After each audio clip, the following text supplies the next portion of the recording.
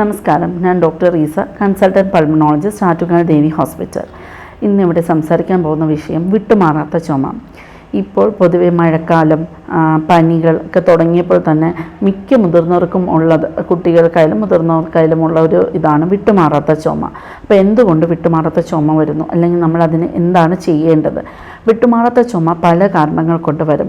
ലങ്സിൽ ഒരു ഇൻഫെക്ഷൻ ഉണ്ടെങ്കിൽ, വൈറൽ പനിയോ അല്ലെങ്കിൽ ഒരു ന്യൂമോണിയ, നമ്മുടെ ബാക്ടീരിയൽ ന്യൂമോണിയോ എന്തെങ്കിലും ഉണ്ടെങ്കിൽ നമുക്ക് വിട്ടുമാറാത്ത ചുമ വരും. അതുപോലെ TBയുടെ ലക്ഷണങ്ങളായിട്ട് വിട്ടുമാറാത്ത ചുമ വരും. ഈ വിട്ടുമാറാത്ത ചുമ എന്ന് പറഞ്ഞാൽ നമ്മൾ 2 ആഴ്ചയിൽ കൂടുതൽ നമ്മുടെ ചുമ നിൽക്കുന്നുണ്ടെങ്കിൽ അതിന് നമുക്ക് പറയാം വിട്ടുമാറാത്ത ചുമയാണെന്നുള്ളത്. അപ്പോൾ നമ്മൾ ഡോക്ടറെ സമീപിക്കേണ്ടതാണ്, അതിൻ്റേതായ ടെസ്റ്റുകൾ എടുക്കേണ്ടതാണ്. മെയിനായിട്ടും ഉണ്ടാകുന്ന TB ബാക്ടീരിയ വൈറൽ ഇൻഫെക്ഷൻ കൊണ്ടുവരാം. അതുപോലെ പുകവലിക്കുന്നവരിൽ, സ്ഥിരമായി പുകവലിച്ചുകൊണ്ടിരിക്കുന്നവർക്ക് കുറച്ച് നാൾ കഴിയുമ്പോൾ വിട്ടുമാറാത്ത ചുമയുണ്ടാകാം. ആസ്മയുടെ ആദ്യത്തെ ലക്ഷണങ്ങളിലൊന്നായിട്ട് വിട്ടുമാറാത്ത ചുമയുണ്ടാകാം. അതുപോലെ തന്നെ നിങ്ങൾക്ക് എന്തെങ്കിലും ഉറക്കത്തിൻ്റെ പ്രശ്നങ്ങൾ, ഉറക്കത്തിൽ കൂർക്കം വലിക്കുന്നവർ, ഉറക്കത്തിൽ ശ്വാസം നിന്ന് പോകുന്നവർക്ക് വിട്ടുമാറാത്ത ചുമ വരാം. മൂക്കൊലിപ്പോ മൂക്കടപ്പോ, ഈ സൈനസിൻ്റെ ഇൻഫെക്ഷൻ ഉള്ളവർക്ക് വിട്ടുമാറാത്ത ചുമ വരാം. നെഞ്ച് എരിച്ചൽ, അതായത് തെകിട്ടി വരൽ, ഗ്യാസ്ട്രിക് ഇറിറ്റേഷൻ ഉള്ളവർക്ക് വിട്ടുമാറാത്ത ചുമയുണ്ടാകാം. അതുപോലെ ശ്വാസകോശ അർബുദത്തിൻ്റെ തുടക്കം ആയിട്ടും വിട്ടുമാറാത്ത ചുമയുണ്ടാകുന്നത് കണ്ടുവരാറുണ്ട്. അതുപോലെ വെള്ളക്കെട്ട്, ശ്വാസകോശത്തിൻ്റെ മേലിലുള്ള പാടയിൽ വെള്ളം കെട്ടുന്നത് കൊണ്ട് വിട്ടുമാറാത്ത ചുമ ഉണ്ടാകാം. അതുപോലെ കാർഡിയോളജി അസുഖങ്ങൾ, അതായത് അറ്റാക്കൊക്കെ വന്ന് ഹാർട്ട് ഫെയിലുവർ ഉള്ളവർക്ക് ഹാർട്ടിൻ്റെ ഫെയിലുവർ കാരണം ലങ്സിൽ വെള്ളം കെട്ടിയിട്ട് വിട്ടുമാറാത്ത ചുമ ഉണ്ടാകുന്നത് കണ്ടുവരാറുണ്ട്. ഇതൊന്നും അല്ലാതെ കോമണായി കാണുന്നത്, നമുക്കൊരു തൊണ്ടയിൽ എന്തെങ്കിലും ഒരു ഇറിറ്റേഷൻ ഉണ്ടെങ്കിൽ, അതായത് വൈറൽ പനിയോ അല്ലെങ്കിൽ എന്തെങ്കിലും സ്ഥിരമായി ഒച്ചയെടുത്ത് സംസാരിക്കുന്ന ടീച്ചർ, അതുപോലെ സ്പീക്കേഴ്സ്, അങ്ങനെയുള്ളവർക്ക് ഈ തൊണ്ടയിൽ നമ്മുടെ വോക്കൽ കോഡ്സ് എന്ന് പറഞ്ഞ ഭാഗങ്ങളിൽ കുരുക്കളുണ്ടാകുക, അല്ലെങ്കിൽ പോസ്റ്റീരിയർ ഫെറിഞ്ചൽ വാൾ എന്ന് പറയുന്നത്, അതായത് തൊണ്ടയിൽ നമ്മൾ വാ തുറക്കുമ്പോൾ നേരെ കാണുന്ന ഒരു വാളുണ്ട്, അതിനെയാണ് നമ്മൾ പോസ്റ്റീരിയർ ഫെറിഞ്ചൽ വാൾ എന്ന് പറയുന്നത്. അവിടെ കുരുക്കളുണ്ടാകുന്നു, അത് ചെറിയ ഇൻഫെക്ഷൻസ് ഒക്കെ ഉണ്ടാകുമ്പോൾ കുരുക്കളുണ്ടാകും. ഇതുകൊണ്ടും ചുമയുണ്ടാകാം, വിട്ടുമാറാത്ത ചുമയുണ്ടാകാം. അപ്പോൾ ഇതിനെന്താണ് പ്രതിവിധി? നമ്മൾ ഒരു ഡോക്ടറെ കണ്ട് ഈ ലക്ഷണങ്ങളൊക്കെ പറയുമ്പോൾ തന്നെ നമ്മൾ അതിൻ്റെ കൂടെയുള്ള ലക്ഷണങ്ങളെക്കുറിച്ച് ചോദിക്കും. അതായത് ശ്വാസം മുട്ടലോ, നിങ്ങൾ പുകവലിക്കാറുണ്ടോ, നിങ്ങൾ എന്ത് ജോലിയാണ് ചെയ്യുന്നത്, ആ ജോലിയിൽ നിങ്ങൾക്ക് സ്ഥിരമായി കിട്ടുന്ന പൊടിയോ പുകയോ അങ്ങനെ എന്തെങ്കിലും ഉണ്ടോ, പുതിയതായി മാറിയൊരു വീടോ അങ്ങനെ എന്തെങ്കിലും, ഇതൊക്കെ അലർജി കാരണം ഉണ്ടാകുന്ന ചുമയ്ക്ക് കാരണമാണ്.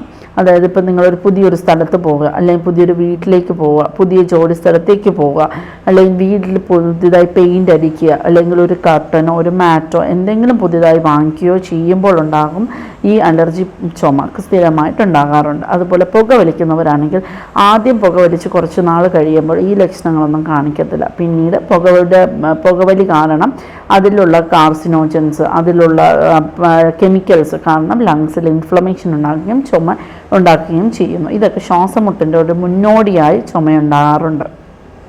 കുട്ടികളിൽ കൂടുതലും ഒരു മൂക്കടപ്പ്, ജലദോഷപ്പനി കഴിഞ്ഞ് കഴിഞ്ഞാൽ ചുമ വിട്ടുമാറാതെ നിൽക്കുന്നുണ്ട്. വൈറൽ പനികൾക്ക് ശേഷം വിട്ടുമാറാത്ത ചുമയുണ്ടാകുന്നുണ്ട്. അതുപോലെ നെഞ്ചരിച്ചൽ, തെകിട്ടി വരൽ, ഇതിങ്ങനെ സ്ഥിരമായി നെഞ്ചരിച്ചലും തെകിട്ടി വരലും വരുമ്പോൾ ശ്വാസനാളത്തിലേക്ക് ചെറുതായി ആഹാര പദാർത്ഥങ്ങൾ കയറിയിട്ട് നമുക്ക് ചുമയുണ്ടാകാം. ഈ ഉറക്കത്തിൽ ചിലർക്ക് ഈ ശ്വാസനാളത്തിലേക്ക് ആഹാരം, അത് കൂടുതലും ആഹാരം കഴിച്ച ഉടനെ കിടക്കുന്നവരിൽ ശ്വാസനാളത്തിലേക്ക് ആഹാരം പദാർത്ഥങ്ങൾ തെന്നിത്തെറിച്ച് വീണതിന് ശേഷം ചുമയുണ്ടാകാറുണ്ട്. ഇനി ശ്വാസകോശ അർബുദങ്ങളുടെ ലക്ഷണങ്ങളുടെ തുടക്കത്തിൽ ഇതേപോലെ ചുമയായിട്ട് വരാം.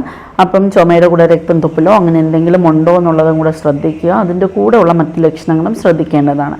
അതുപോലെ തന്നെ ഇൻറ്റർസ്റ്റീഷ്യൽ ലങ് ഡിസീസസ് എന്ന് പറയുന്നത്, ഇതിപ്പോൾ കോവിഡ് വന്നതിന് ശേഷം ചുമ കാര്യമായിട്ട് നിൽക്കുന്നുണ്ട്.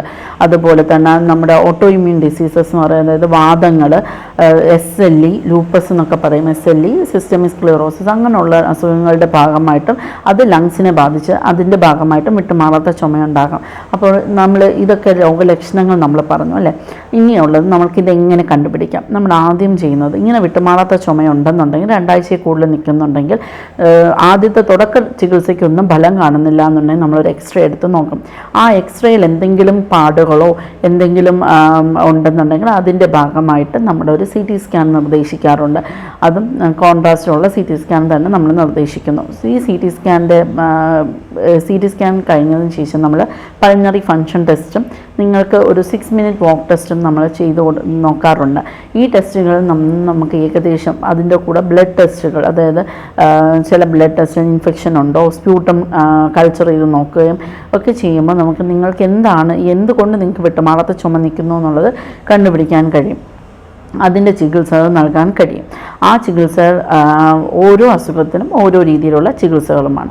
അപ്പോൾ വിട്ടുമാറാത്ത ചുമയോ അതിൻ്റെ ലക്ഷണങ്ങളോ ഉണ്ടെന്നുണ്ടെങ്കിൽ നിങ്ങൾ ഡോക്ടറെ സമീപിക്കുക, അതിൻ്റെ ടെസ്റ്റുകൾ എടുക്കുക, അതിനുള്ള യഥാവണ്ണമുള്ള ചികിത്സകൾ നേടുക. നന്ദി.